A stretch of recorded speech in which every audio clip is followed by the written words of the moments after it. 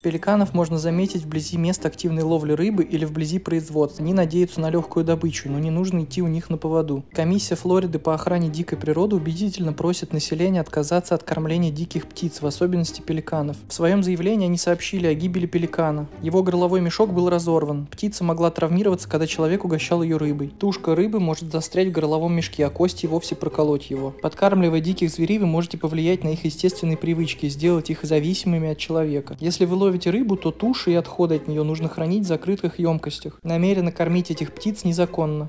Ставьте лайки и подписывайтесь на канал, здесь будет много интересного.